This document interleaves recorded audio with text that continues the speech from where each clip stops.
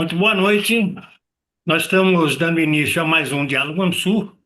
Como todas as segundas-feiras, os Diálogos AMSUR são sempre organizados pelo Instituto ANSUR, que é o Instituto Sul-Americano para a Cooperação e a Gestão Estratégica de Políticas Públicas, e tem sempre a parceria do Fórum 21 e do portal Rede Estação Democracia. Hoje nós vamos abordar o tema sob o título Ajuste Fiscal, Luta Política e Interesses em Jogo, é, nos colocando fundamentalmente numa discussão sobre o processo que vem ocorrendo de luta política e de luta entre interesses políticos e econômicos importantes, com rebatimento em vários episódios recentes, né? A discussão do IOF, a discussão toda sobre equilíbrio fiscal, enfim, o Brasil vem vivenciando essa disputa há já bastante tempo, mas essa disputa se tem intensificado bastante nesse processo mais recente, onde inclusive, a luta política já começa a se explicitar como uma luta voltada à disputa de 2026. Então, nós vamos, para desenvolver essa discussão, contar com duas contribuições importantes: a do Paulo Clias, que é, que, que, que é graduado em administração pública e tem mestrado e doutorado na área de economia e é integrante da carreira de especialistas em políticas públicas e gestão governamental junto ao Ministério do Planejamento, Orçamento e Gestão do Governo Federal. E teremos conosco também o Antônio Prado. O Antônio Prado é economista, é conselheiro atualmente do CORECON, Conselho Regional de Economia do Estado de São Paulo, é membro da Associação Brasileira de Economistas pela Democracia e também do Instituto Famizelo. O Prado foi secretário executivo adjunto da CEPAL e foi também diretor de divisão da FAO em Roma, né? E foi docente da PUC São Paulo e do Instituto Rio Branco, e antigamente tinha sido técnico do DIESE. Atualmente ele é também do Conselho da Fundação Escola de Sociologia e Política. Para darmos início aos nossos trabalhos, eu vou solicitar a abertura por parte do nosso presidente do Instituto ANSUR, Vicente Trevas, e antes de passar para o Trevas, eu vou solicitar a todas as pessoas que nos assistem pelo YouTube que se inscrevam em nosso canal, o canal Instituto ANSUR, que deem seu like para ampliar a penetração do canal e que, entendo o interesse em serem avisados ou avisadas de futuras atividades, cliquem também no sininho. Vicente Trevas, com você, por favor. Muito obrigado, Granado. Inicialmente, uma saudação a todos aqueles e aquelas que estão participando nesse momento e que irão participar ou interagir com a sessão de hoje dos Diálogos Absurd a partir do nosso canal do YouTube, né? Hoje, nós temos o prazer de receber dois parceiros, né, que nós reputamos estratégicos, porque são duas pessoas com uma excepcional formação e uma capacidade analítica muito consistente, né? Portanto, as questões que hoje vamos abordar, elas terão uma introdução muito consistente, né? Muito lúcida por parte dos nossos expositores. Veja, todos nós, a nossa comunidade aqui dos Diálogos Homem Sul, nós estamos acompanhando esse debate, né? Talvez hoje seria muito importante explicitar os atores que nesse confronto, nessa disputa, estão exercendo protagonismo, estão exercendo coadjuvâncias e são alguns se tornando figurantes, né? Então, se o Paulo Clias e o Antônio Prado pudessem dar nome, né, aos atores que estão operando, né? E também, claro, que nessa reflexão, um olhar central seria sobre o nosso governo, o governo do presidente Lula, o Lula 3, né? E indagar se ele opera uma estratégia propositiva, se tem um ponto futuro muito definido, ou se está operando as pressões e, portanto, tendo de reagir a essas pressões que cada vez mais são poderosas, né? Se expressam na grande mídia, se expressam no Congresso Nacional, enfim, em todos aqueles que têm uma incidência muito forte sobre a opinião pública.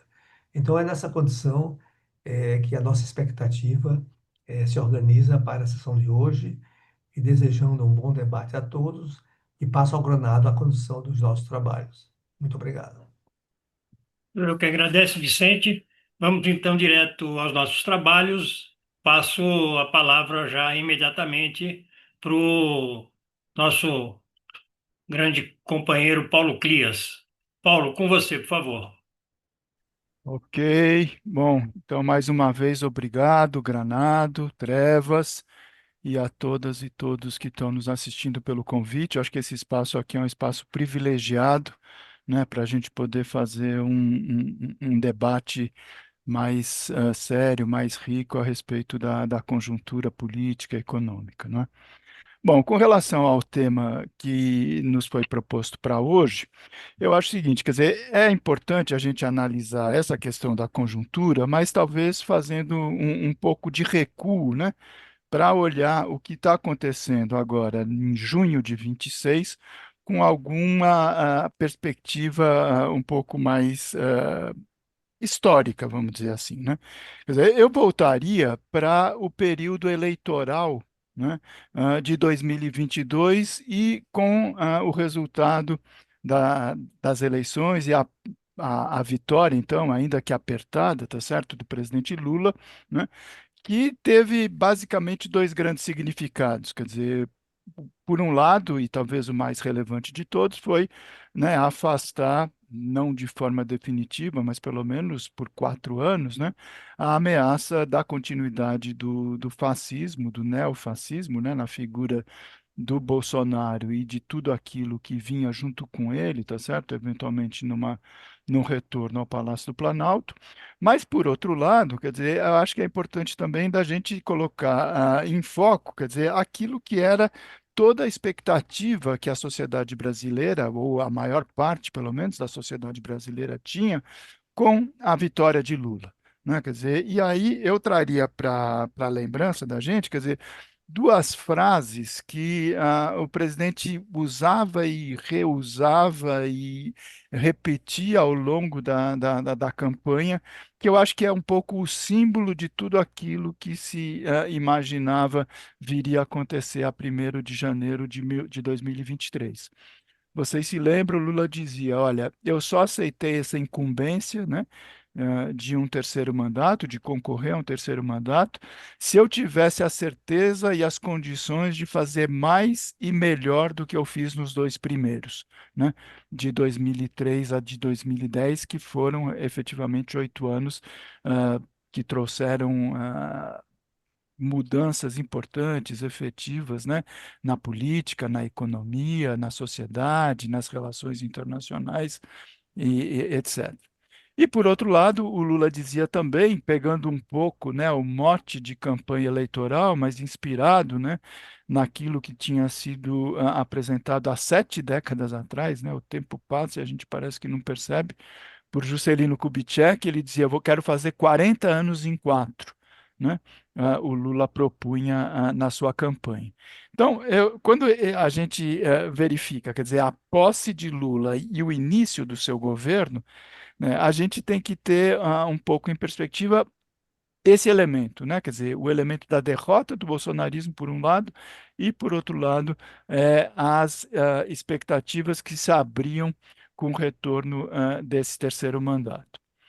Agora, o que acontece? Quer dizer, já durante a fase da transição, quer dizer, entre o último domingo de outubro de 22, quando a gente soube o resultado da vitória, e a posse em 1º de janeiro, quer dizer, a gente tem essa coisa da transição, né? E, bom, Bolsonaro fugiu, né? Foi para os Estados Unidos, deixou, né, a sua equipe praticamente sem nenhuma intenção de colaborar, obviamente, com o processo de transição, e quem acaba ganhando um pouco de destaque, de protagonismo, é aquele, então, que estava acertado para ser o ministro da Fazenda do futuro governo, né? É Fernando Haddad.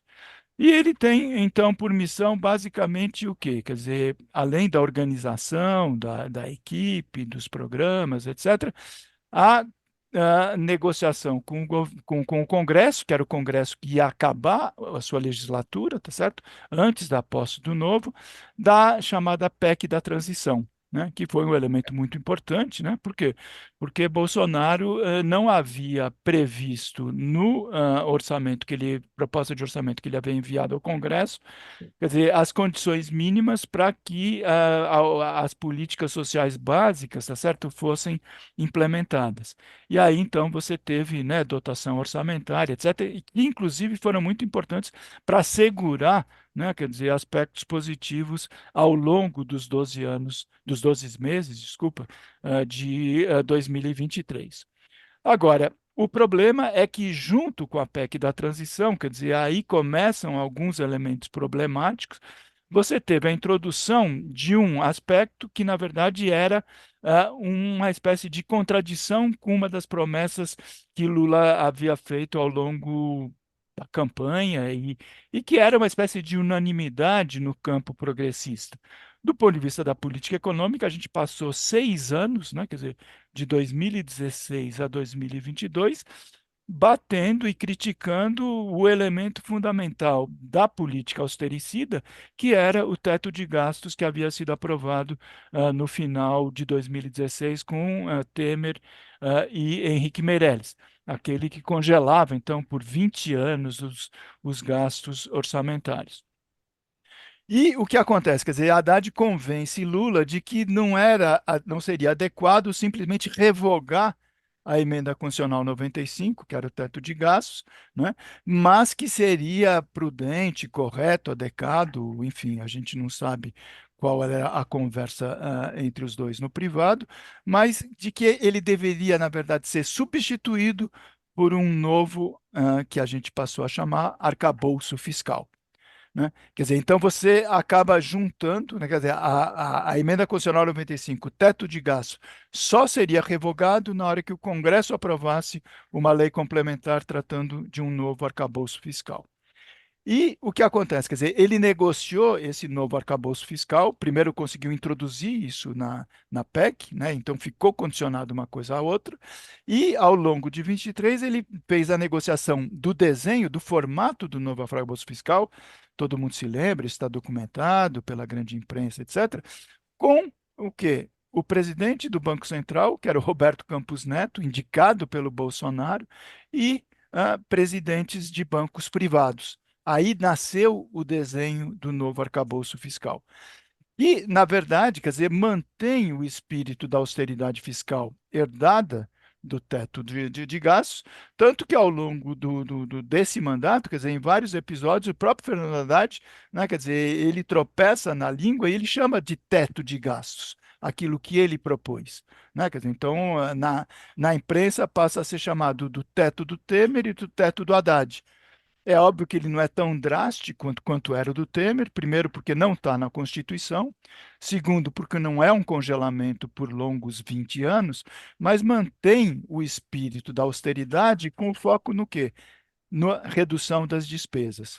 Né? Quer dizer, então, as despesas só podem crescer num ritmo de 70% do crescimento das receitas, e você tem um fator limitador, que aí também é um outro aspecto bastante negativo do ponto de vista da concepção macroeconômica da nova equipe, que é a ideia de um PIB potencial, né? Que é um conceito super polêmico, mesmo no campo da macroeconomia conservadora, etc., mas que, na verdade, está subjacente a todos os elementos da política econômica que foram desenvolvidos a partir do início de janeiro de 2023. E segundo a equipe de Haddad, quer dizer, o PIB potencial do Brasil seria 2,5%. Quer dizer, se a economia crescer mais do que 2,5% a cada ano, isso seria considerado problemático, inflacionário, né, com riscos de desajustes estruturais e coisa do gênero. Tanto que no próprio arcabouço está dito que o máximo que se pode crescer é 2,5%. E isso a gente vai ver lá na frente, por exemplo, quando houve o reajuste do salário mínimo, né? Quer dizer, então o presidente, mais uma vez, quer dizer, ele concorda ou se vê na circunstância de também, outra vez, descumprir promessa de campanha, né? Quer dizer, e o reajuste do salário mínimo, então, passa a ser apenas inflação mais 2,5% do PIB, de 2,5%, quando o PIB cresceu mais do que isso. Quer dizer, na verdade, não é que haja uma redução do salário mínimo, né? Mas deixou de ter a política do que ele reivindicava, que era fazer mais e melhor do que ele havia feito nos dois primeiros mandatos, tá certo? Bom, além desse ponto, quer dizer, você tem um aspecto que eu acho que é muito relevante, isso já estava na lei de responsabilidade fiscal, foi reforçado no próprio arcabouço, mas principalmente está sendo implementado pelo governo, que é o foco na obtenção de resultados fiscais primários. Né? Quer dizer, então a gente acaba repetindo a incorporação desse adjetivo, né? O primário, sempre que a gente fala de resultado fiscal. Né? E isso significa o quê? Que o governo vai continuar, como continuou, né, fazendo todo o esforço sobre o lado da despesa não primária, tá certo? Quer dizer, desculpa, primária, né? Então aí é saúde, educação, previdência, assistência, segurança, saneamento, salário de pessoal, etc., deixando de lado, sem nenhum tipo de controle de teto de contingenciamento, as despesas não primárias, que pela tautologia, tá certo, do financês, são as despesas financeiras. Né? Quer dizer, então, essa prática ela continua a se repetir durante o terceiro mandato do presidente Lula. Então, por exemplo, só a título de ilustrar, né, o que a gente está falando, se a gente calcula, né, ou se a gente pega o cálculo, né, que está feito na página do Banco Central a respeito do que foram as despesas financeiras ao longo dos últimos 12 meses, a gente está na ordem de 950 bilhões, né, quer dizer, está se aproximando de 1 trilhão, né, quando esse tipo de valor ele não tem nenhum tipo de controle, né? E nem é visto como uma gastança, entre aspas, né? Como a grande imprensa e os órgãos ligados ao sistema financeiro costumam dizer. Gastança é quando você gasta muito com Bolsa Família, com segurança, com previdência social, com salário de servidores. Esses 950 bilhões, que é a maior e mais deficitária conta individual do orçamento, porque ela também está no orçamento, como todas as outras, para isso a gente não tem nenhum tipo de preocupação e nem, ao longo desses 2 anos e meio, foi objeto de qualquer preocupação por parte da equipe econômica, tá certo? Eu acho que aqui talvez valha a pena a gente fazer um parênteses para a gente compreender um pouco o que está por trás desse tipo de abordagem, tá certo? Que está sendo implementada ao longo desse tempo todo, tá certo? Que as pessoas às vezes questionam, pô, Paulo, mas você quer dizer que a culpa é só do Haddad? Na verdade, o Haddad é o ministro do Lula e o Lula teria responsabilidade sobre isso, etc. Eu acho que essa discussão é importante, mas talvez seja mais importante a gente pensar, quer dizer, o que está por trás da cabeça, da visão e mesmo como um paradigma do próprio presidente da República, tá certo? Quer dizer, eu acho que o Lula, eu já tive algumas conversas com ele a esse respeito, eu acho que ele tem, né, um pouco de, não vou dizer vacilação, mas de mudança de abordagem, dependendo da conjuntura, do momento, da própria situação em que ele esteja envolvido. Mas o fato concreto é que, de alguma maneira, está muito presente na forma da sua percepção do fenômeno econômico, duas frases, né, sempre trazendo frases do Lula para ilustrar a nossa conversa. Primeiro, ele nunca se cansou de repetir aquele, aquela frase que tudo que eu aprendi de economia, quem me ensinou foi Dona Lindu. E aquela história de que não, ela chegava em casa, pegava, ou seja, não se pode gastar mais do que se recebe. E aquela ideia equivocada, então, de transferir para presidente de um país, de uma nação soberana, ainda mais soberana monetariamente, depois do Plano Real, né, com 97 quase por cento da nossa dívida pública denominada em reais, né, a ideia de que, né, o país funciona como uma casa, como uma família, como um lar ou como uma empresa. E ele sabe que não é assim, né? Ele tem essa noção de que o governo tem tributação, que o governo tem endividamento, que o governo tem reservas internacionais, que política pública, né, de despesa tem um caráter anticíclico, etc. Mas ele incorpora esse elemento e acho que faz parte do jeito lulista de ver a economia. E tem um outro dado que é importante, aí mistura um pouco essa concepção econômica com o elemento da política, que é o fato de que ele também não se cansa de considerar uma virtude e bater no peito para dizer: eu fui o presidente que mais superávit realizei ao longo dos meus 8 anos como presidente da República. Isso é fato. Né? Quer dizer, os primeiros anos com Palocci na Fazenda e Henrique Meirelles no Banco Central, que eu chamava do austericídio, o início, né? Quer dizer, taxa de juros nas alturas, e o Palocci, né, fazendo questão de realizar superávit primário mais elevado do que o Pedro Malan havia exercido na época do Fernando Henrique. Era uma coisa que era para corar de vergonha. Né? E eu vivi muito de perto isso, porque nessa época eu estava como assessor para a economia e para a previdência da bancada do PT na Câmara, né? Quer dizer, era a experiência inédita do Partido dos Trabalhadores sendo governo, com uma bancada majoritariamente de companheiros e companheiras comprometidos com a mudança, etc., e que, de repente, olhava para o outro lado da avenida, Palácio Planalto, vinha uma orientação de política econômica que era totalmente contraditória com a história do partido, uma reforma da Previdência que era totalmente contraditória com o que o PT sempre havia proposto. E aí começou, então, essa experiência, né, meio trágica de começar a conviver melhor, entre aspas, né, as orientações que vinham do governo, né, do Palácio do Planalto, com, né, as expectativas do partido, dos seus parlamentares, essa coisa toda. Mas, enfim, isso para dizer que, de alguma maneira, quer dizer, o Lula também é responsável, né, pelo que está sendo implementado ao longo desses 2 anos e meio. Assim como ele foi a responsável pelas virtudes e pelos defeitos daquilo que foi realizado ao longo dos 8 anos. É óbvio que depois da saída do Palocci, quer dizer, a coisa mudou, a chave da política econômica, né, em aspectos relevantes, também foi alterada, apesar de manter alguns elementos da austeridade, da taxa de juros elevada, etc. Mas para dizer que existe, quer dizer, espaço para mudança e para flexibilização, dependendo da vontade política.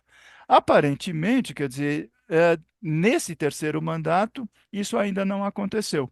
Né? Quer dizer, teve um momento, na verdade, 2 momentos em que o Lula, vamos dizer, deu uma vacilada ou quase foi a público para mudar. Vocês devem se lembrar, logo no começo de 23, em abril, o governo tinha que mandar o projeto da lei do salário mínimo.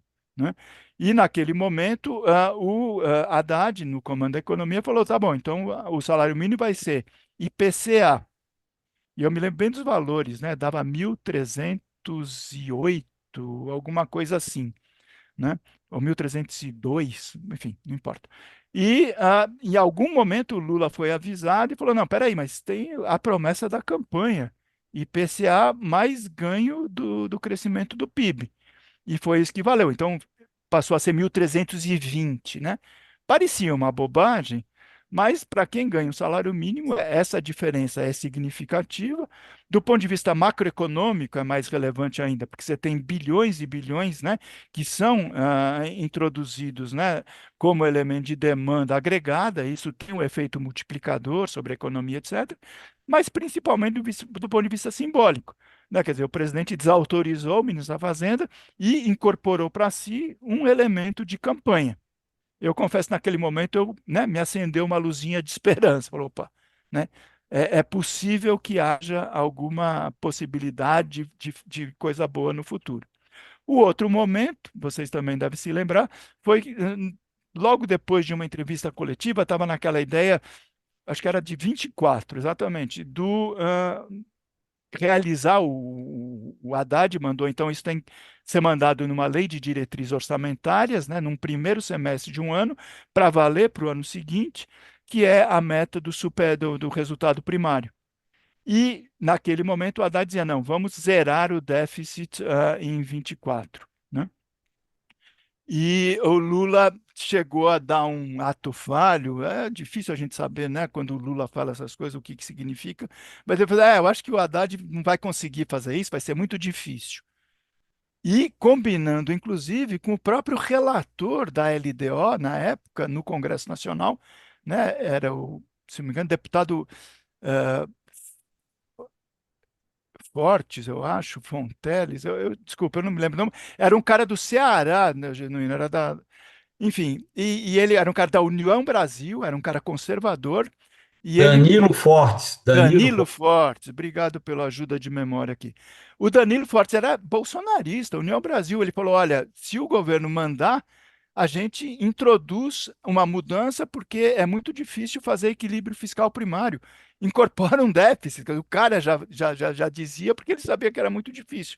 Ou se não, ia ter um esforço político muito grande para cumprir. Porque na hora que você coloca na lei, aí você é passivo, inclusive, de crime de responsabilidade. A não ser que ao longo do ano você vai promovendo alterações, porque justamente a gente tem na lei de responsabilidade fiscal, quer dizer, aquela sistemática de relatórios bimestrais de acompanhamento do resultado fiscal. Então, a cada 2 meses, o governo manda, vai à comissão mista, esclarece. Então, você pode fazer ajustes ao longo do ano para não ser simplesmente lá para o final. Mas, enfim, foi mandado esse negócio, né? Quer dizer, e aí foi mais um elemento de reforço, quer dizer, primeiro, uma vitória política, de alguma maneira, tá certo? Do Haddad, e uma consolidação da sua força como protagonista mais importante no domínio da política econômica. Tá certo? Simone Tebet no planejamento não é do campo totalmente, né, de esquerda progressista, é MDB, né? Então, o que acabava fazendo o Haddad ter mais força. Na sequência, ele conseguiu emplacar o Galípolo, tá certo? Como diretor de política monetária do Banco Central, ele era o secretário executivo, era o segundo homem da Fazenda, né? E a gente tem, durante 2 anos, o presidente Lula batendo dia sim, dia outro também, no Roberto Campos Neto, culpando ele, obviamente, pela estratosfera da Selic, né? E criando uma expectativa também na sociedade de que no momento da mudança tudo mudaria.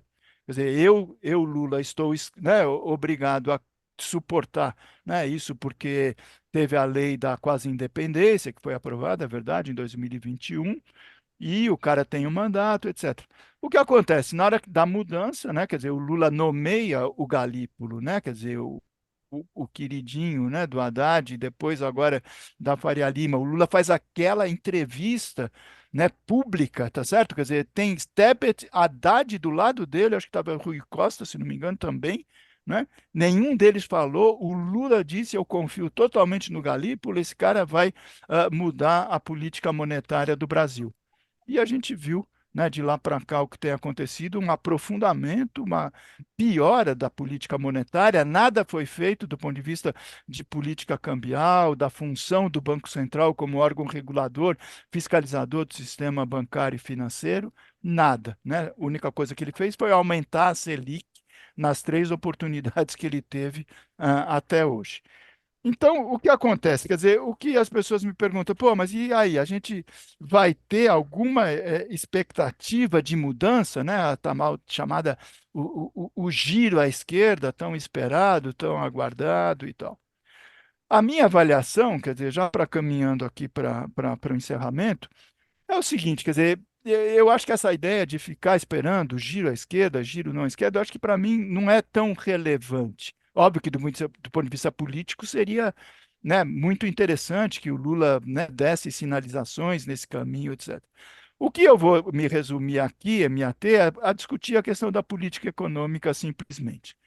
Eu acho que não tem espaço político mais, quer dizer, para a gente promover uma mudança substantiva no arcabouço fiscal, porque ele é uma lei complementar, gente. Quer dizer, estamos em junho, né? Quer dizer, de 2025.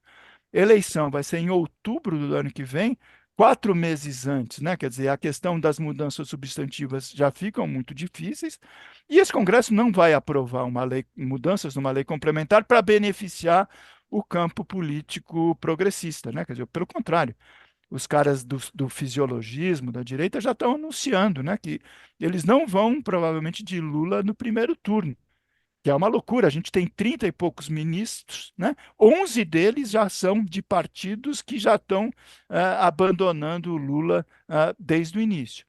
Agora, o que, que sobra do ponto de vista de política econômica? Quer dizer, eu acho que o que sobra é duas obsessões, tá certo? Que Fernando Haddad trouxe ao longo desses 2 anos e meio. Também Lula comprou essa ideia, e isso comprometeu sobremaneira o que a gente tem visto ao longo desse tempo. Primeiro, essa obsessão com a meta de inflação, né? Quer dizer, a ideia de que a gente deve e pode cumprir 3% desde 2003 e 23, quando nos últimos 30 anos, quer dizer, teve 2 anos só que o Brasil conseguiu uma inflação um pouquinho abaixo disso. Né? Isso é uma meta absolutamente irrealizável. Ela simplesmente oferece de bandeja para o Copom, quer dizer, manter a taxa de juros na estratosfera com o discurso, né, que é corroborado pela grande imprensa, pelos meios de comunicação, de que a inflação está fora de controle. Ela está fora de controle porque ela foi mal colocada de forma irrealizável. Se a gente tivesse mantido as metas anteriores, de 4,5, por exemplo, o centro, uma inflação até 6, né, que seria plenamente razoável, seria uma inflação controlada. Então, não teria nenhum argumento, pelo menos do ponto de vista narrativa, de retórica, para o Banco Central continuar com essa taxa nessa magnitude. E a outra obsessão é essa questão do resultado primário. Né? Quer dizer, nenhum país capitalista do mundo está realizando superávit ou equilíbrio fiscal. Né? Quer dizer, a grande maioria continua realizando déficit, como o Brasil realizou déficit e está em déficit. Isso é que é importante de a gente dizer. Quer dizer, a gente está com 1 trilhão de déficit nominal há muitos anos. Por quê? Porque despesa financeira, pagamento de juros, é despesa orçamentária também. Quer dizer, a gente tem que sair dessa retórica da armadilha do primário, como se, por exemplo, se conseguir esse equilíbrio, então estamos aqui. Não, as finanças públicas estão, entre aspas, desequilibradas para eles, se eles acham que esse mito do equilíbrio é fundamental, tá certo? Então, para resumir, quer dizer, a gente precisaria conseguir um espaço fiscal, tá certo? Quer dizer, abrindo então a possibilidade de sair dessa busca de um equilíbrio, e o Haddad está propondo um superávit para o ano que vem, o que é uma loucura, de 0,25% do PIB, num ano eleitoral, né? Quer dizer, onde, de novo, quer dizer, a questão da sobrevivência política desse projeto significa a reeleição do Lula, está condicionado, do meu ponto de vista, a ter algum tipo de mudança na condição da política econômica. Porque as pesquisas de popularidade estão apontando. Quer dizer, se o governo não começar a fazer uma recuperação de políticas públicas, de investimento público, ou seja, de aumento de gasto, a gente vai continuar caminhando para o pântano como a gente está caminhando. E isso significa o quê? Quer dizer, que se existe algum grau de racionalidade na política, aí eu digo na política estrito sensu, né? Quer dizer, era mais do que passada a hora do Lula ter mudado essa chave. Quer dizer, a não ser que ele esteja disposto a correr o risco de perder uma eleição, porque quem conhece minimamente o Brasil, né, quer dizer, sem nenhuma querer né, cantar vantagem de especialista, etc. Mas a gente sabe que se não houver capacidade, né, de gasto público, de realizar despesa no município, no estado, articular uma frente política necessária para a vitória em 26, alguma coisa está errada. Quer dizer, o que, que tem feito o Lula permanecer quieto, passivo, nessa mudança de chave que seria tão necessária, do meu ponto de vista, lá no início do governo, mas ainda agora, né? Quer dizer, a gente está 1 ano e pouco das eleições, E a gente vai continuar caminhando, caminhando, né, como o gado pro matadouro, sem nenhuma capacidade de iniciativa, sendo que ele é o presidente da República, tá certo? Ele tem todas as condições e as necessidades, de promover essa mudança. Agora, infelizmente, quer dizer, essa mudança está muito mais no âmbito, quer dizer, da pressão que ele eventualmente receba, de quem está perto dele, das ruas, etc. Porque aparentemente, se ele continuar isolado, tá certo, no poder, ele provavelmente vai continuar nessa trilha, a meu ver, profundamente equivocada, tá bom? Então, desculpa se eu passei um pouquinho aqui no meu tempo, mas mais uma vez, obrigado pela atenção e pelo convite, tá? Muito obrigado, Paulo. Muito obrigado mesmo. Eu acho que você faz um histórico de todo o processo que é importantíssimo para a compreensão do momento presente. Eu passo então imediatamente agora para o Antônio Prado. Antônio Prado, com você, por favor. Obrigado, Granado. Parabéns, Paulo, pela análise. Olha, vou agregar algumas coisas, não é? E eu tenho a impressão, eu participei de um debate interno também, e que na conversa, né, a gente tem que perceber que o rentismo está nos dando uma surra, né, do ponto de vista político e econômico, né? Do ponto de vista econômico, né, o Paulo já colocou aqui alguns dados, né? Eu estou aqui com as informações do Ministério da Fazenda para final de 2024, governo geral, né? E nós pagamos de juros, governo geral, né? Inclui também estados e municípios, 971 bilhões de reais, né? Quanto que nós gastamos na formação de capital fixo, né? 175 bilhões de reais. Então, começando aí nessa questão, né, que é muito importante, quer dizer, se nós queremos fazer transformações de longo prazo, né, a questão do investimento é fundamental, né? E não tem espaço, né? Não tem espaço e comido, né, por essa dominância financeira, né, no orçamento da República. Então, a dimensão que é óbvia, mas é necessário a gente colocar, né, é a dimensão da luta distributiva. Existe uma luta distributiva, né?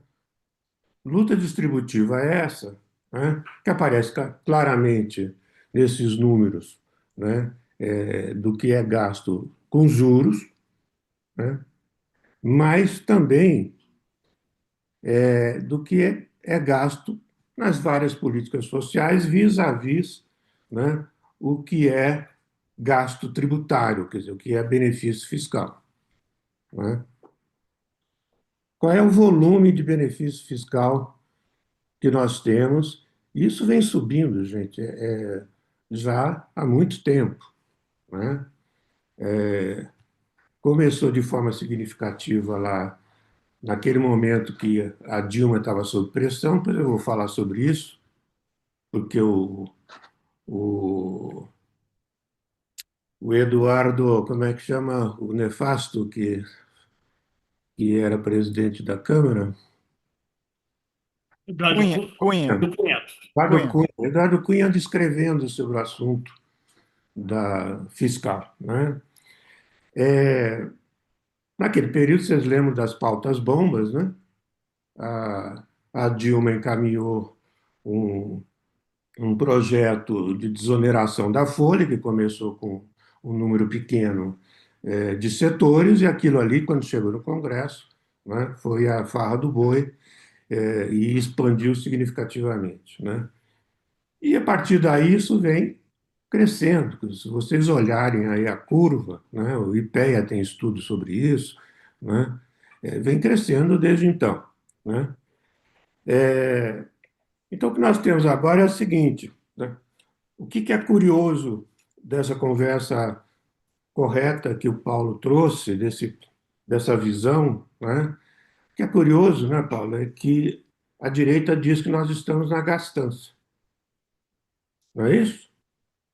É a gastança, né? O PT é o partido da gastança, né?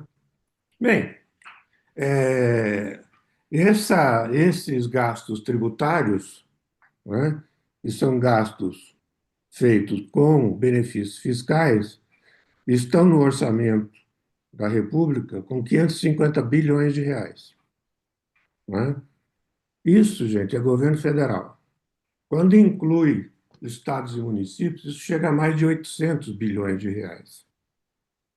Então, são 800 bilhões de reais de benefícios fiscais, né?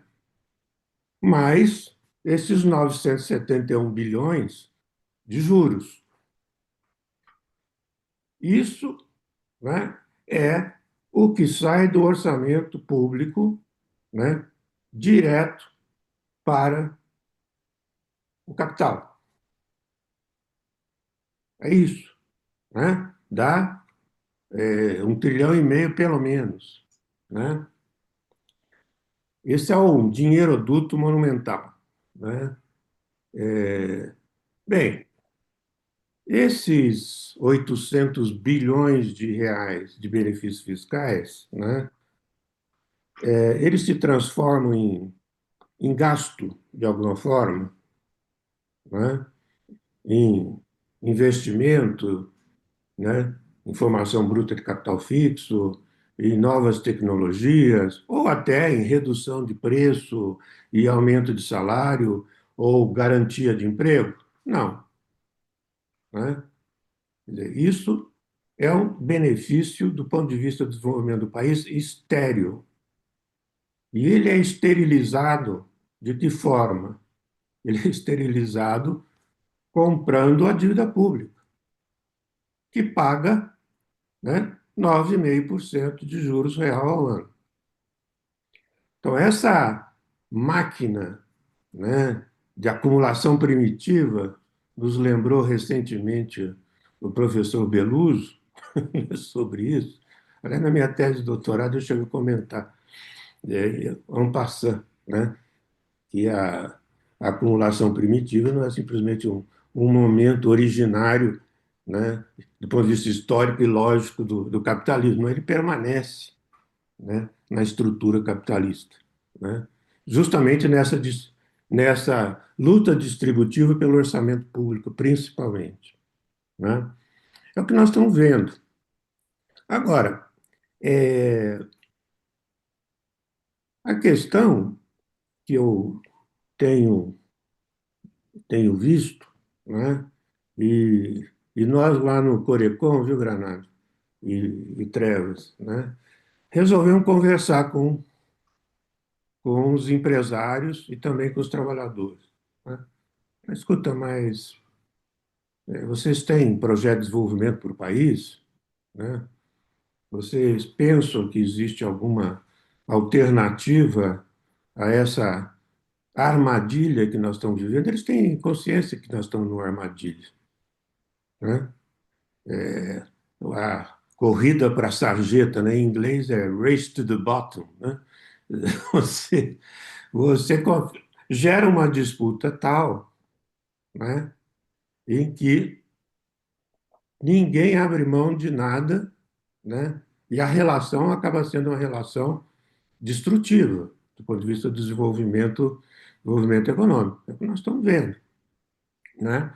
É, você tem uma taxa de juros de 9,5%, né, justificada, e eu concordo com essa análise, né, eu quero usar a palavra justificada, pela meta de inflação de 3%, né? E eu estou chamando a atenção para isso porque agora, não sei, agora em junho é discutido esse tema, né, no Conselho Monetário Nacional, qual é a meta, né? A meta de 3 é um erro, né? E ela só serve para quê? Para justificar uma taxa de juros real de 9,5%, que inviabiliza, né, qualquer atividade mais séria de investimentos de longo prazo, né? Tem que ser altamente subsidiada para valer a pena. O 9,5% não dá, né? Então, eu estou colocando essa questão, né, porque eu tenho a impressão, né, e aí eu vou tocar em feridas e em fracassos anteriores, né, mas, enfim, né, eu tenho a impressão, se a gente não tiver uma conversa muito séria, né, tanto da, da, dos progressistas, vou chamar de progressistas para não chamar de esquerda, né, porque isso se amplia, né, e com os conservadores, né, esse país vai para o brejo. Essa é a impressão que eu tenho, né? E vai para o brejo numa situação curiosa, né? Por que que é curiosa? Porque nós temos possibilidade de sair dessa enrascada, né? Então, eu não sei, eu estou dizendo aqui com vocês, porque, é, por exemplo, nós, do ponto de vista político, é correta a nossa rejeição, né? Mas nós rejeitamos um pente fino nas políticas sociais, não é isso? Por quê? Porque nós não aceitamos, né, a transferência desses 550 bilhões a partir do orçamento federal e dos 800 bilhões, considerando tudo, né? Mas os recursos estão aí, gente, não estão? Não são recursos suficientes para financiar, né, um salto do ponto de vista é, da economia brasileira, né? Não é que os recursos não existem, os recursos estão alocados de uma forma absolutamente predatória do lado empresarial, esses 800 bilhões, né? E nós temos problema nas políticas sociais ou não temos? Ou será que eu estou fora do governo e estou vendo coisa? Né? Alguns gastos subiram muito.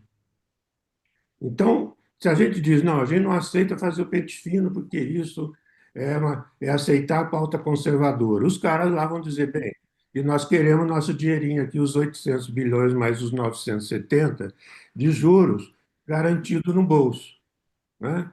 Resultado, né? 17% de formação bruta de capital fixo, né? Não nos leva a lugar nenhum. Ele pode até dizer, subiu. Subiu 17%, nós precisamos de 24, 25 por muito tempo, não é 24, 25 por um ano, é 24, 25 por muito tempo, né? E nós estamos desperdiçando aí, quanto dá, vamos fazer a conta rápida, é 1 milhão, 1 trilhão de reais, é, mais, isso é juros, mais os 800 trilhões lá, 1 trilhão e 800, mas vamos arredondar 2 trilhões num PIB, né, de 12.600, é isso que está o PIB? Né? Isso vai dar o quê?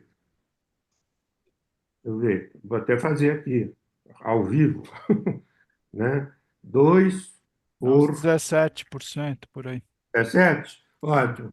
Né? Porque um deles é 7, o outro é 9,5, está certo. Não precisa nem fazer a conta mesmo, você tem razão. Né? 17%. 17% do PIB, né? Uma parte disso, se fosse a metade disso indo para investimento, nós já teríamos os 25% durante muitos anos. Né? Agora, a questão é o seguinte: o que é que esses caras querem? Né? Porque o quanto está reservado no orçamento para fazer a rolagem da dívida? 3 trilhões, mais ou menos. Né? 3 trilhões é simplesmente garantia daquela riqueza. Aquilo ali é fumaça, né? É isso. É a garantia daquela riqueza. Mesmo os 970 pagos todo ano de juros, né? volta na ciranda financeira. O que vira gasto, né, de demanda agregada mesmo ali, né, é o quê? 20%. Né? Quem já fez conta parece que chega próximo disso, não no Brasil, em alguns outros países. Seja 20%. Né? Você tem 80% desse 1 trilhão, portanto, 800 bilhões, né, que não vira demanda, vira simplesmente, né, a espiral da ciranda financeira, né, que é nada mais do que você ter uma garantia de que aquela riqueza, né, está ali aparentemente acessível. Né?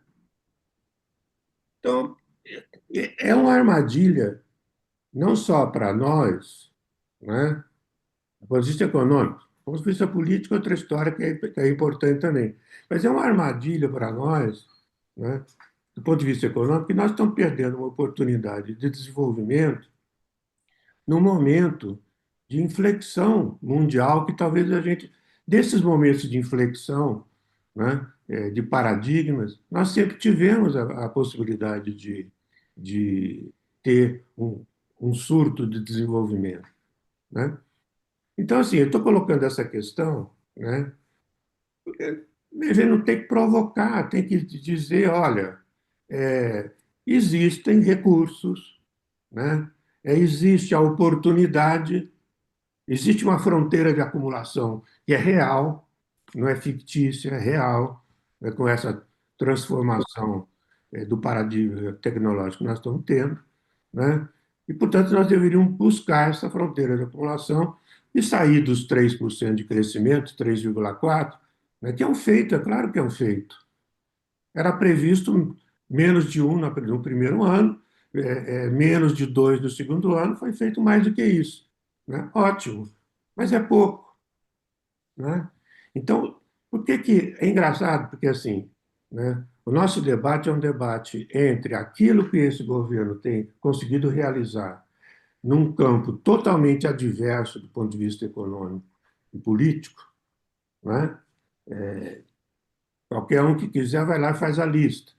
Está crescendo, cresceu 3,4%, a taxa de desemprego está em 6,5%, a massa salarial cresceu 4%, a pobreza, nós estamos praticamente saindo de novo do mapa da pobreza. Né? Eu posso dar uma lista grande aqui de coisas que conquistas reais num momento, e aí você sabe muito bem disso, Paulo, a máquina pública foi destruída pelo governo bolsonarista. Destruída. Com todo mundo que eu conversei, todo mundo fala assim, nós chegamos lá, estava terra arrasada. Né? É isso que nós encontramos, terra arrasada. Né? E com terra arrasada, você vai construindo. O problema, né, é assim, isso tudo é muito positivo, né, é o que a gente tem que dizer mesmo, né, não tem que desanimar as pessoas, não, tem que dizer. Isso é positivo, isso é esforço tremendo. O Haddad está saindo de férias à toa, ele deve estar exausto. Né? Imagino. O cerco é monumental, é uma porradaria que não tem tamanho. Dentro de tudo isso, nós temos o problema que é um problema fundamental, que é o problema do desenvolvimento. Né? E eu acho que nós temos uma oportunidade aí. Né? Agora, a discussão política é complexa mesmo, porque nós estamos com uma extrema-direita, né, que entrou lá atrás. O Bolsonaro dizia: o meu objetivo é destruir esse Estado. Me lembro disso, está gravado. Né? E destruiu muito bem, destruiu o Ministério da Fazenda, da Previdência, do Trabalho, do Meio Ambiente, da Educação, da Saúde, onde ele passou, deixou tudo desorganizado. Né? E é esse governo que está reorganizando. Né? Então, eu acho que nós temos aqui, primeiro, que reconhecer o campo adverso, né? Avaliar, né, com muito cuidado o que é que nós alcançamos nesse campo adverso, tremendo, né? A tal da reconstrução que estava lá no documento original, né, lá da Fundação Perseu Abramo, é isso que nós estamos fazendo, estamos reconstruindo uma terra arrasada, né? Agora, não é suficiente, né? Não é suficiente, infelizmente, não é suficiente. E aí é que está o problema, né? O problema é que, bem, gente, é, e aí, qual é o nosso espaço na economia internacional, né? Está subindo? Não, não está, né? Qual é a nossa capacidade na área, capacidade efetiva, né? Eu até acho que capacidade potencial nós temos boas na área de ciência e tecnologia, né? A gente tem coisas interessantes, né? Mas esse projeto de desenvolvimento, né? Esse projeto de transformação profunda, né, e duradoura, e que necessitaria não apenas, né, desse primeiro Lula agora, mais um segundo, e a gente eleger mais gente lá na frente, né? Precisa de muito tempo. A China demorou quanto tempo? 30 anos, né? Isso aí, né, é uma coisa que, se nós continuarmos nessa. E eu fiquei muito assim curioso com as conversas que eu tive aí com a- as instituições empresariais, né? E é interessante porque assim, é aquela coisa assim, não temos assim nada de muito significativo nessa área de proposta de desenvolvimento. Eu até fiquei surpreso, não sei se vocês viram um editorial do Estadão, eu falei, nossa, o Estadão mudou, pode ter mudado meio centímetro, mas mudou, né? Eles deram um espaço para o Josué, né, falar sobre essa questão. Ele colocou a questão do desenvolvimento, ele falou, olha, veja só que interessante, né? Tem alguma coisa acontecendo aí na cabeça dessa elite, né, que até este momento tem uma visão predatória, né? E vai nos levar para o buraco. Eu tenho certeza que eles sabem disso. Isso aqui é sustentável. 1 trilhão de reais, né, por ano de juros, né, mais 800 bilhões de reais de benefício fiscal, né, num Estado que não consegue investir 0,3%, sei lá quanto é que está a capacidade de. É muito pequeno, esses 170 bilhões que está ali é governo geral, inclui estados e municípios, que, pelo que eu vi, investem mais do que o governo federal, né? Então, assim, eu estou colocando a provocação no sentido de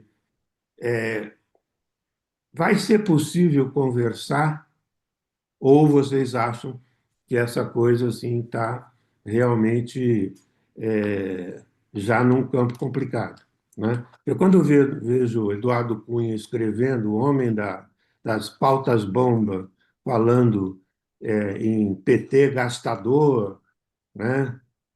Em irresponsabilidade fiscal e não sei o quê. Eu olho e falo, bem, esse homem aí já derrubou a Dilma, deve estar já se preparando para armar um campo para derrubar o Lula, né?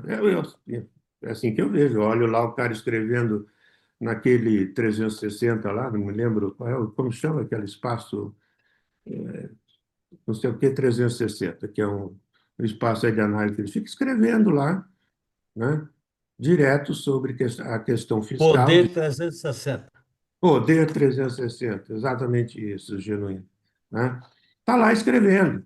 É assim, é o paladino da responsabilidade fiscal e da austeridade, né? Nos criticando por sermos gastadores, irresponsáveis, né? E que nós não temos outra coisa a não ser pensar em gastar o dinheiro público e desperdiçá-lo. Veja, isso é Eduardo Cunha, né? Esse cafajeste, né? Que derrubou a Dilma com pautas bombas direto, né? Então, quando o Paulo coloca bem, onde é que está o Lula nisso? Se ele está, eu não sei, viu, Paulo, assim, mas que ele deveria começar a chamar esses empresários e conversar seriamente, dizer, olha, onde vocês acham que essa coisa vai dar, né?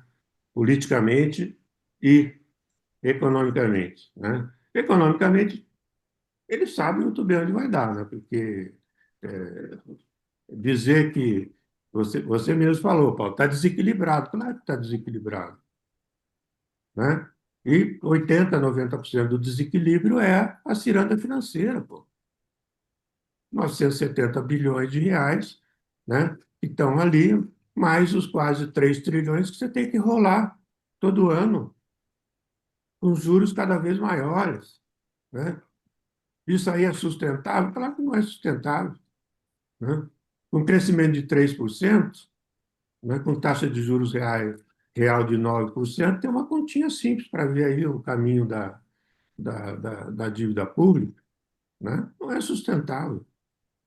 Então tem que conversar. Essa é a impressão que eu tenho. Eu posso estar assim, né, mais uma vez iludido com as possibilidades de conversar. E eu estou dizendo conversar com o centrão mesmo, é conversar com os bolsonaristas. A gente não tem conversa, né? A gente tem que botar eles na cadeia, porque não tem jeito, né? Mas com o centrão que tem pelo menos algum senso de perigo em relação ao futuro. Esses aí querem destruir mesmo, essa é a pauta deles, né? Então, olha, eu estou aqui também meio que desabafando, porque por causa de todas essas contradições que a gente tem acompanhado, né?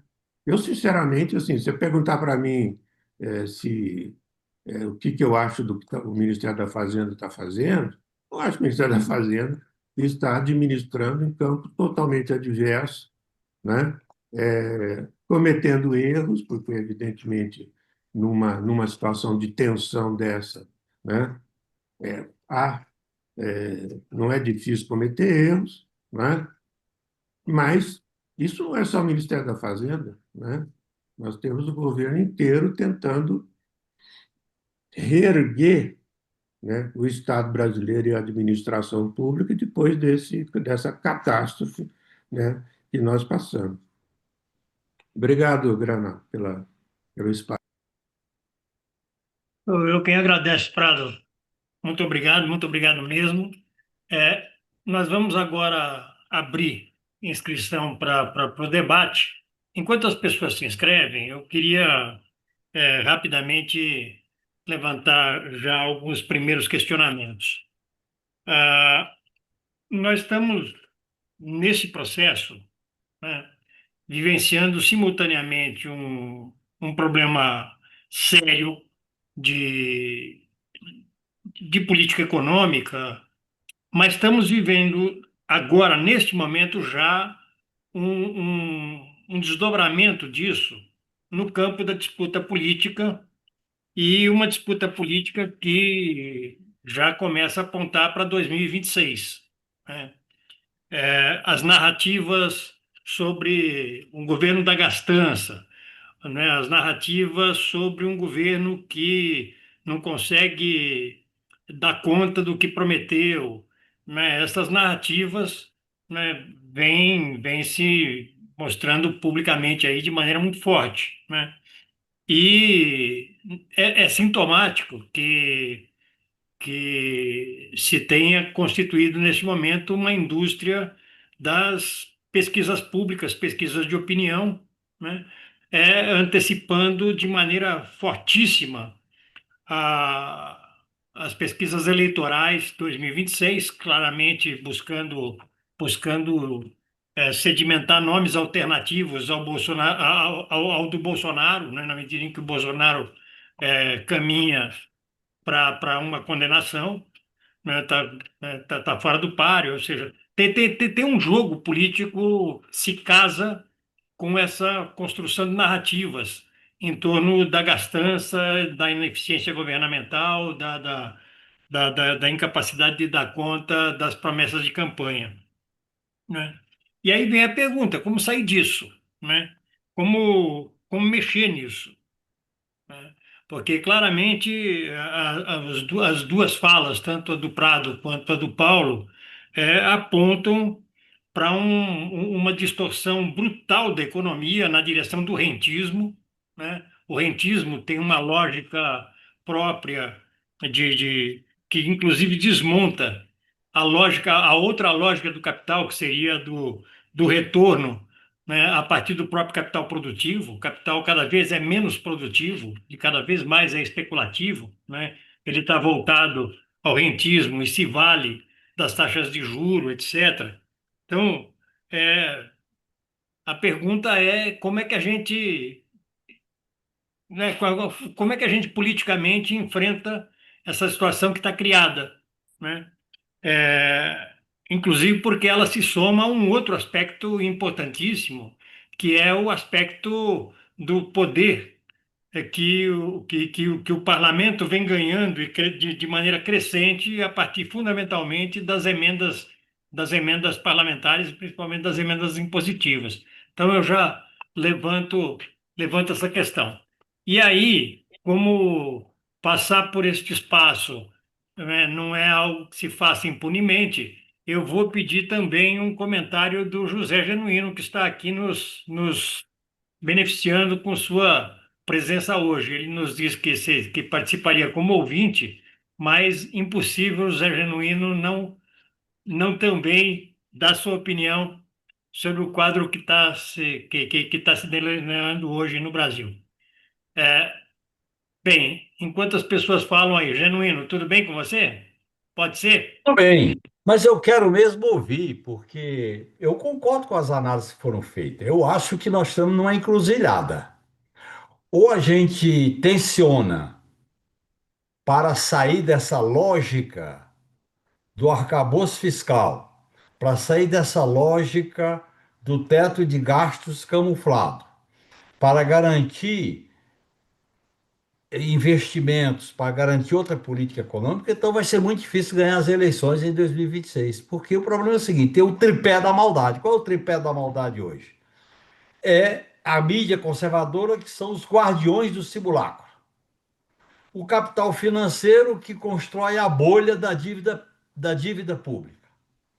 E o centrão, que quer o parlamentarismo sem o ônus de governar. Então nós estamos numa enrascada, no meu modo de entender, estamos.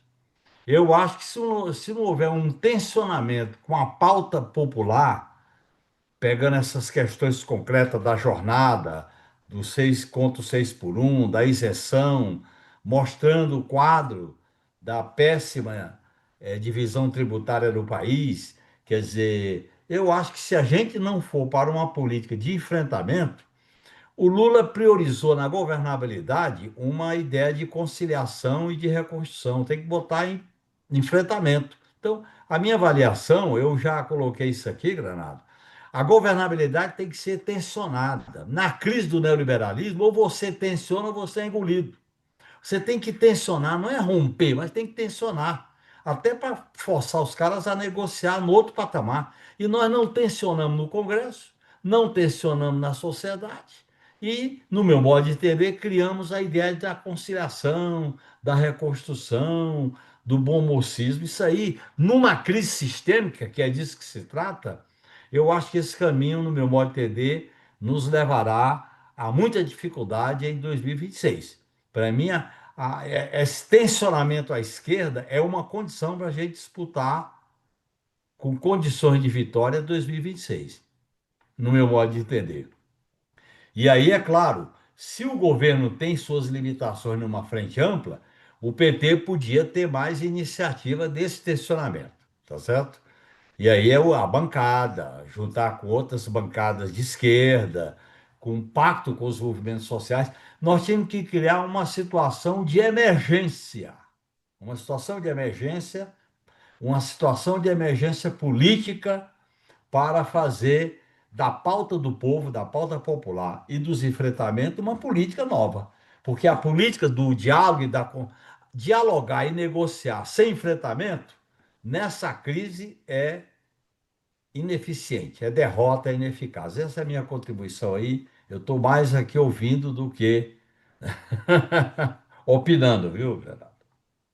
Muito obrigado, Genuíno. Está escrito Samuel Spellman. Samuel, com você, por favor. Pronto, perfeito. Olha, boa noite a todos, né? Quer dizer, que é um prazer realmente suceder o José Genuíno aqui na minha fala, que vai ser, na verdade, talvez uma tentativa de resposta e também um começo de questionamento para esse momento aí. O Ganado, o Tadeu, o Vicente, eles sabem muito bem que eu tive na China recentemente. E parte do que deu para ver da modernização lá apontou, em alguns debates econômicos, para uma mudança substancial no movimento do que, é que são as relações de produção a partir do ano atual, que implica o quê? Um novo ciclo de negócios começando a partir da digitalização econômica. Porque quando isso chegar aqui, e já vem chegando, a gente já vem discutindo isso aqui na Sul há algumas semanas ou alguns meses, isso chega com um confronto direto com a classe trabalhadora, porque vai ampliar aquela contradição entre investimento em meios de produção versus contradição, basicamente, capital de trabalho versus a valorização do salário das pessoas. Só que quando isso bater ano que vem, isso vai dar um problema substancial, porque o mercado financeiro vai continuar operando em busca dessa valorização em cima do rentismo, e em troca a gente vai ter um cenário de recessão que se amplia. Os dados econômicos já, inclusive, apontam que o governo americano, os Estados Unidos vão enfrentar uma recessão econômica no segundo semestre. Mas eu falo isso para dizer o quê? Porque talvez as condições para um enfrentamento mais direto, um tensionamento eleitoral e, portanto, tensionamento ainda no Congresso esse ano, talvez se apresentem com maior assertividade, que é o Partido dos Trabalhadores ou uma frente de esquerda se coloque ou não. Porque o conflito está aí, ele se abre diante de nós. Essa é a minha primeira parte. Mas minha pergunta seria no sentido de talvez uma estratégia nacional de manutenção de parte da coalizão, se ela não deveria talvez se orientar pela geografia.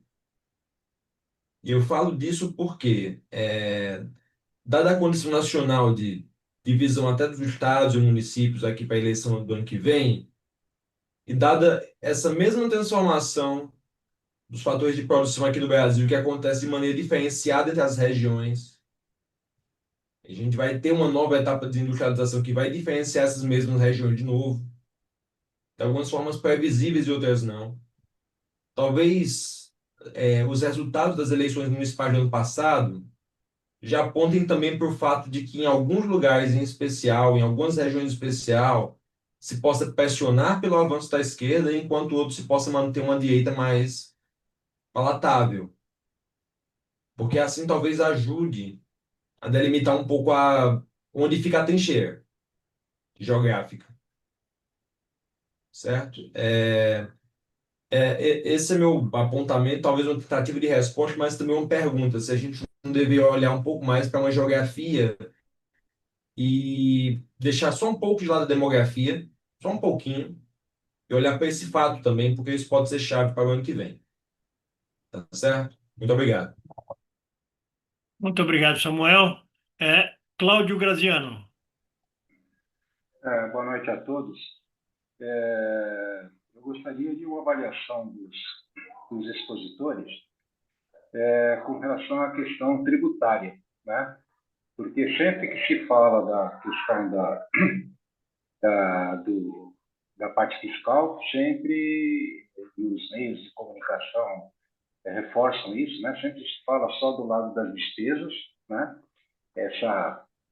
Essas colocações todas de gastança, né, levam a isso.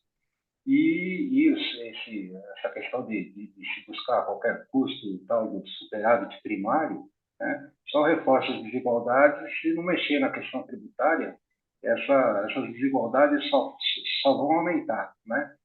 Infelizmente, no primeiro ano de governo, que a tal da tributária foi só sobre consumo, né?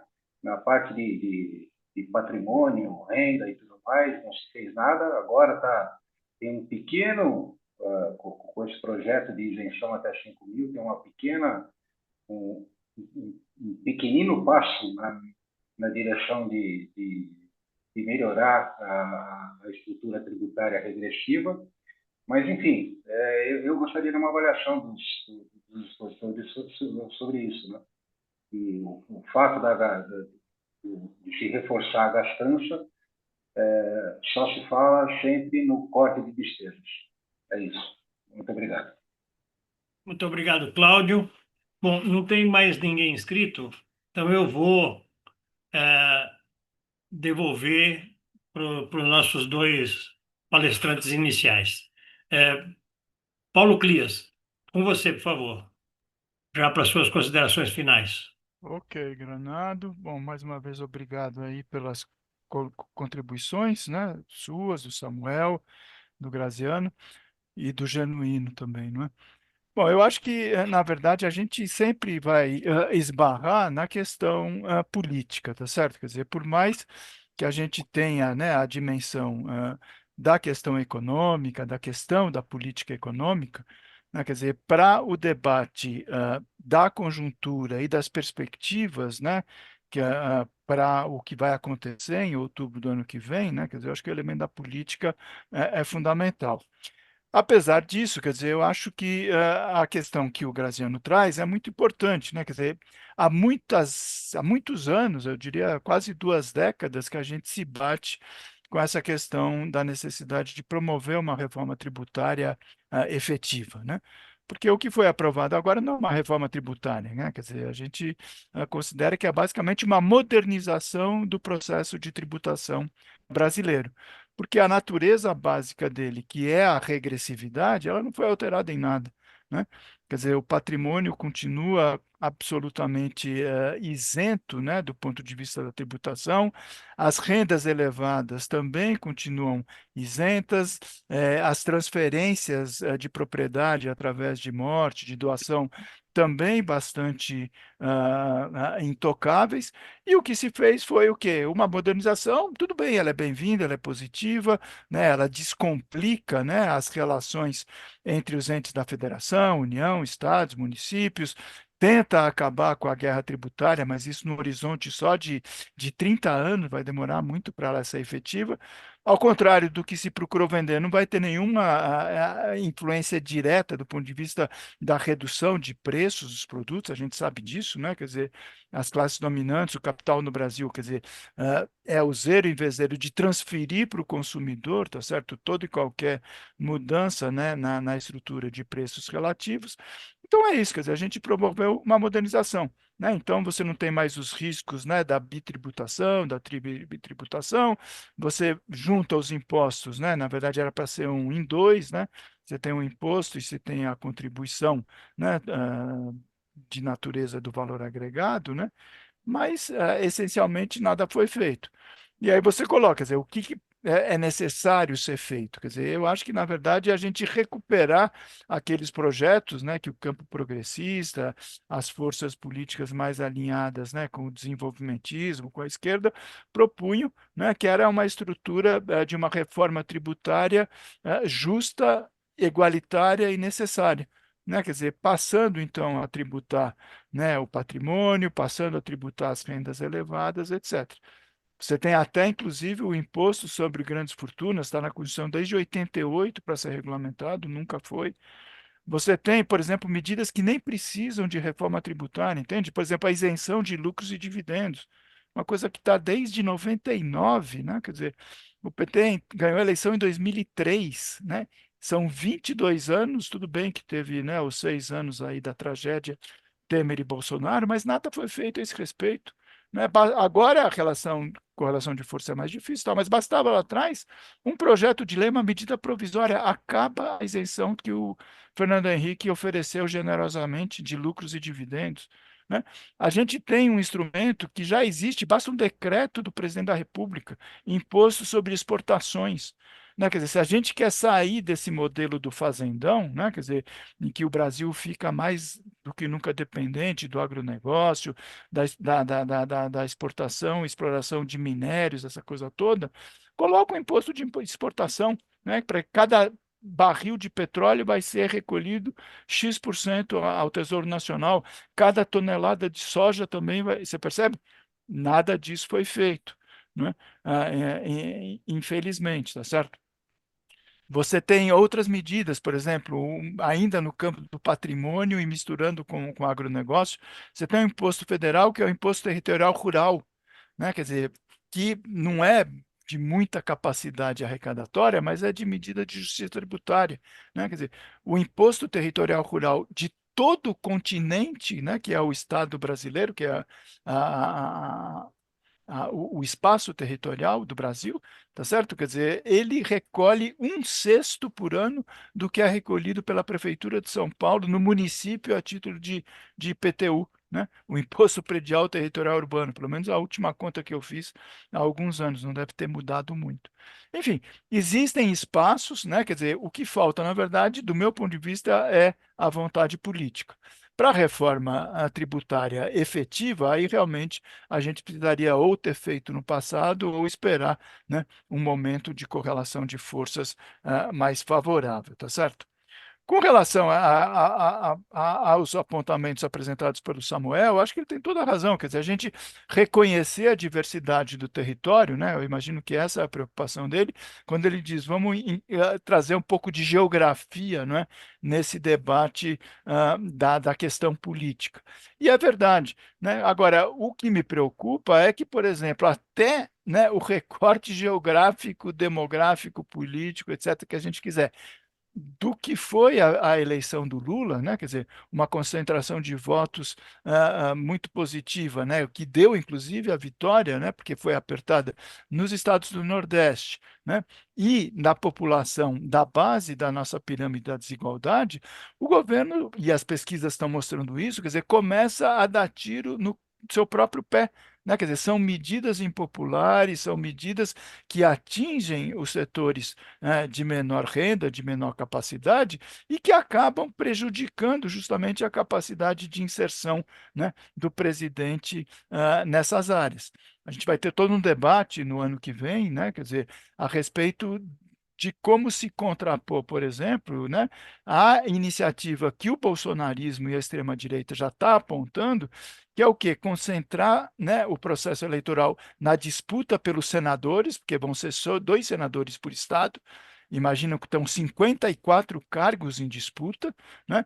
Por quê? Porque a estratégia dos caras é, se não conseguirem ganhar as eleições, tá certo? É inviabilizar o futuro governo e principalmente dar o troco nas punições que eles estão recebendo do Supremo Tribunal Federal, porque a gente sabe que o Senado tem direito de promover impedimento de ministros do Supremo. E se eles conseguem essa maioria, aí realmente, né, o processo de desgraceira ele vai se alongar no tempo. Então, quando você fala dessa coisa da geografia, né, eleitoral, eu acho que tem muito a ver com isso, quer dizer, reconhecer que a esquerda, as forças progressistas, não necessariamente vão conseguir ganhar essas eleições para senadores, né, e eventualmente promover alianças com o campo, né, mais de centro, etc., com o objetivo de impedir efetivamente a vitória da extrema-direita, tá certo? E para fechar rapidamente as colocações do Granado a respeito da correlação de forças, quer dizer, eu acho que isso está dado, né? Quer dizer, é impossível, a gente está tendo agora uma votação simbólica, né, na Câmara dos Deputados, provavelmente quando a gente acabar a nossa reunião ainda não vai ter dado, mas já está dado que o governo vai sofrer uma derrota fragorosa, né, naquela coisa da votação simbólica, ainda que seja, mas da urgência, né, do projeto de decreto legislativo para derrubar o decreto do IOF. E aí você vai ter uma aliança da extrema-direita e da direita com o fisiologismo que está pressionando o Hugo Mota, né, o presidente da Câmara. Então, isso para reforçar, quer dizer, daqui para frente, até outubro do ano que vem, a correlação de forças vai ser bastante desfavorável ao governo. Por isso que eu acho que, do ponto de vista da política econômica, quer dizer, a gente tem que buscar os espaços que ainda estão no âmbito do executivo para poder, né, quer dizer, recuperar fôlego, para estabelecer projetos, programas, etc., que visem evitar uma derrota. Isso significa o quê? Na prática, romper com a austeridade, mas ainda nos marcos do novo arcabouço fiscal, porque essa é uma lei complementar que não vai ser alterada daqui até outubro do ano que vem, é impossível, mas conseguindo flexibilidade na condução da política fiscal. Quer dizer, abandonar essa meta de equilíbrio para esse ano e muito menos de superávit para o ano que vem, porque o executivo tem condições, vamos dizer, de promover esse tipo de alteração. Vamos ser bastante criticados, bombardeados, mas, por outro lado, a gente tem, de alguma maneira, quer dizer, que trabalhar com algum grau de complacência, quer dizer, dessa maioria silenciosa do fisiologismo e do centrão, porque eles também têm interesse, né, de realização, vamos dizer, de despesas, de gastos, né, nos seus estados, nos seus municípios, apesar de que eles contam com o benefício das emendas parlamentares impositivas. Mas, de qualquer maneira, quer dizer, para aqueles que estão na base do governo, ainda que ideologicamente, né, sejam contra, etc., quer dizer, eles podem se beneficiar de uma maior folga, vamos dizer assim, do ponto de vista da condução da política fiscal, tá certo? Então, mais uma vez, obrigado e te devolvo a bola, Granado. Muito obrigado, Paulo. Muito obrigado mesmo. Passo então agora imediatamente para o Antônio Prado. Prado, com você, por favor. Obrigado, Granado. Pois é, né? O imposto territorial rural dá 3 bilhões de reais por ano, né? E, e isso é ínfimo, né? O que o agro recebe de benefício fiscal está em 170 bi. Então, eles pagam 3 bi, né? E recebem 170 bi, né? Numa atividade que o preço é dado no mercado internacional.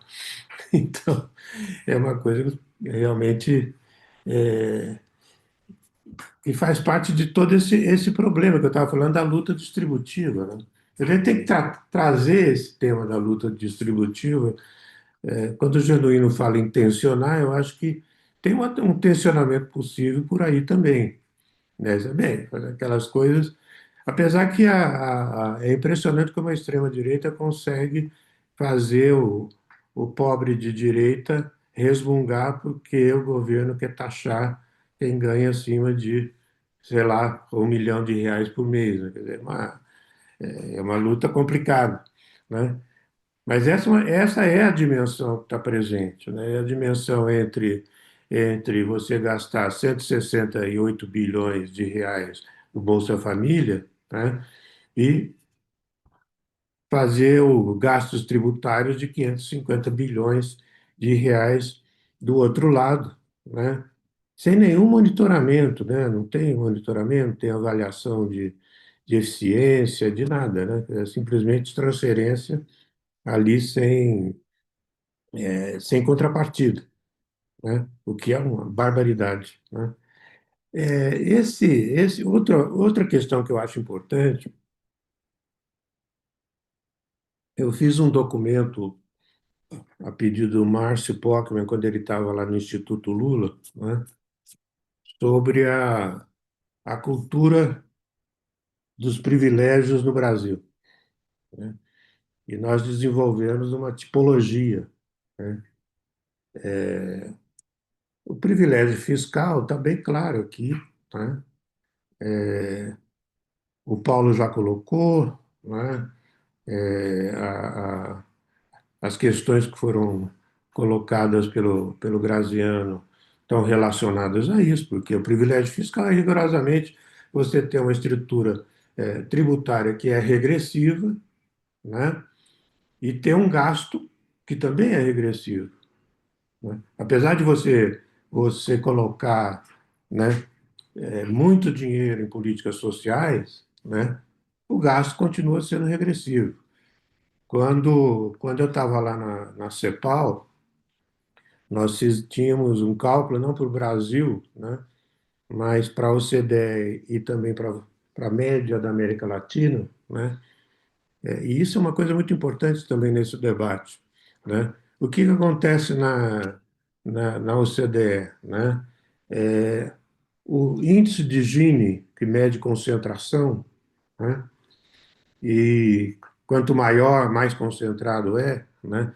O índice de Gini médio na OCDE antes, né, de impostos e transferências, né, é muito maior do que depois de impostos e transferências. Ele cai 30%, né? Então, na média, ele está lá em 0,4, 0,45, que é mais ou menos o que tem na América Latina, né? Mas depois das políticas públicas, ou seja, com a forma de arrecadar, né, que não é regressiva, que é menos regressiva, e de gastar que também é distributiva, né, você melhora consideravelmente, né, a distribuição da renda, né? É, e esse é um ponto importante, né? Que a gente vem chamando a atenção há muito, muito tempo, né? Essa coisa de não pagar impostos sobre lucros e dividendos, né? Eu, toda vez que via distribuição de lucros da Petrobras, né? E, no governo Bolsonaro eles carregaram a mão ali, né? Você viu que absurdo que é isso, que os caras não pagam um tostão, nada de imposto de renda, né? O aposentado paga imposto de renda, se estiver acima do salário mínimo, está pagando imposto de renda, né? Então, é uma barbaridade do ponto de vista distributivo a gente conviver com isso como se fosse paisagem, né? Quer dizer, a cultura do privilégio no Brasil está tão entranhado, né, que isso é visto como paisagem, né? Como é visto como paisagem também, o privilégio estamental, vamos chamar assim, né? Que é esse tratamento diferenciado para militares, para juízes, para funcionários de alto nível, né, do setor público, né? Então, é outro tema é, muito importante de tratar, que é essa coisa da cultura dos privilégios. A gente vive com muita tranquilidade, né? Assim, com, com essa tremenda, é, é, enfim, uma coisa obscena até, né, que é a cultura do privilégio do Brasil. Eu acho que é um tema, viu, Granado, que uma hora a gente seria bom tratar aqui, né? Eu me disponho até a trazer esse estudo, né? Porque ele vai lá e pega nos pontos aí importantes, né? Dos tipos de privilégio que nós temos e o que isso significa do ponto de vista da desigualdade, né? No país. Quer dizer, tem que ir, ir fundo, quer dizer, não é só renda, tem um monte de outras dimensões, né, relevantes. Então, eu agradeço aí pelo espaço, né? É, e eu concordo com o Genuíno, não sei se eu concordo no mecanismo, mas eu acho que ele também não deixou muito claro, né? Evidentemente tem que tensionar para negociar. Tensionar por tensionar, né? Não vamos chegar muito longe, né? Mas se for tensionar para dizer, olha, esse negócio vai dar em confusão das boas, é o que me parece, né? Que é o caminho que nós estamos indo aí, né? De uma insustentabilidade de médio e longo prazo. Muito obrigado, Prado. Eu quero agradecer, então, ao Paulo, quero agradecer ao Prado e quero convidar todas as pessoas que estiveram conosco aqui pelo YouTube para que estejam novamente conosco na próxima segunda-feira em um novo Diálogo Ansur.